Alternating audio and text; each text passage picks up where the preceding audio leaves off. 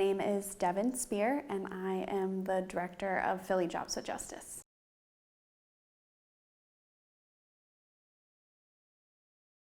The Philly JWJ Justice Coalition is like a cheesesteak because, little known fact, you can get so many different kinds of cheesesteak. My favorite kind is, in my neighborhood, you can get an Ethiopian cheesesteak, which is basically like a cheesesteak but with Ethiopian spices.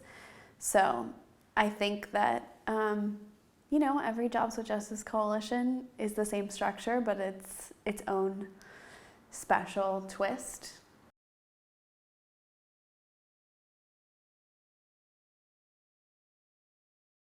If my personality was a movie trope, I would be like the person who dies first in the horror movie because they tried to do something, they tried to jump in and save the day, but they're like too clumsy to get it right.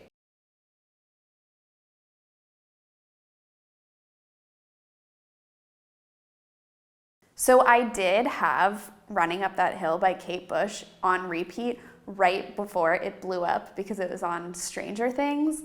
And so I was listening to it on repeat, and then it got really popular and was like all over the internet, and then I couldn't listen to it anymore. So I think now what is on repeat for me is Tunnel of Love by Bruce Springsteen.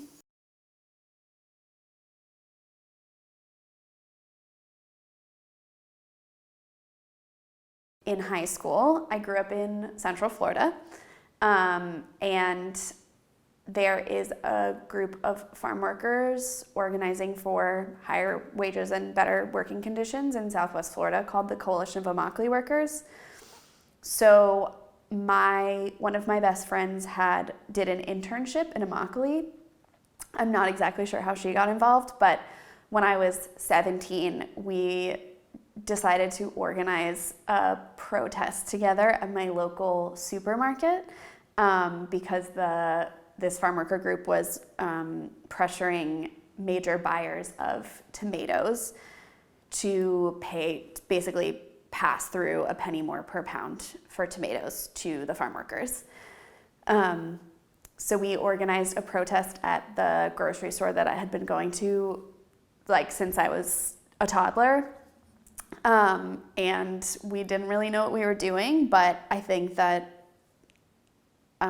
it was even clear to me when I was 17 that that's really where I wanted to spend my time. So when I was in college, I was at some kind of pre-semester activity fair, and someone from the Student Labor Action Project had a table, and I came up to them and I was like, I don't really know much about labor, but I've worked with the Coalition of Immokalee Workers, and somebody else who was in SLAP was at the table and was like, I've worked with the Coalition of Immokalee Workers, and that was kind of it.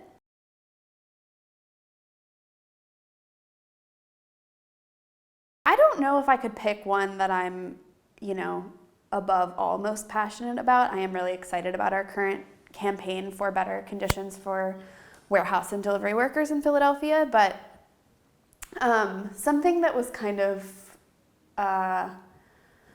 something that was important to me for my first several years was our campaign to pressure Philadelphia's major nonprofits to make payments because they don't pay any property taxes. So I think that Philadelphia's public schools have been in crisis in a number of different ways since I've been in this role.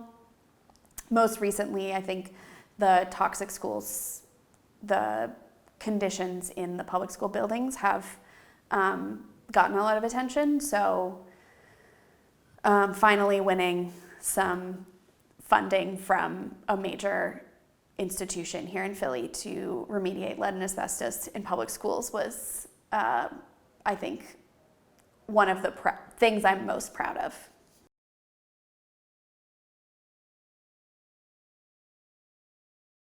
I think that Philly JWJ's superpower is that we love our city so much.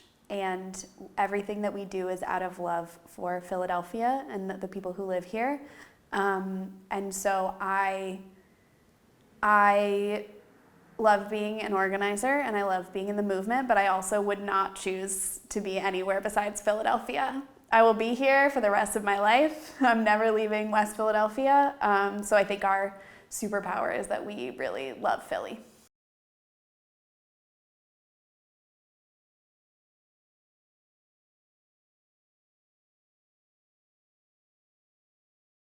I think that we feel really strongly rooted in the history of the labor movement, and our work right now is really focused on expanding what it means for workers to hold power, but I don't think that means that we are breaking from or removing ourselves from the history of organized labor. And obviously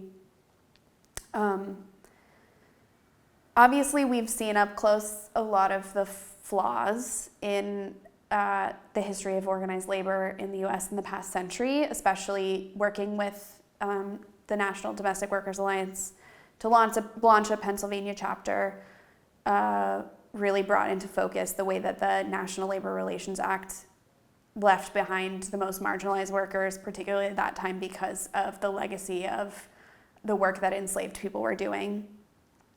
But I think that we still really value where we come from and the history of workers building power together, and what we want to do is expand what that power can look like, not leave behind the work that's been done.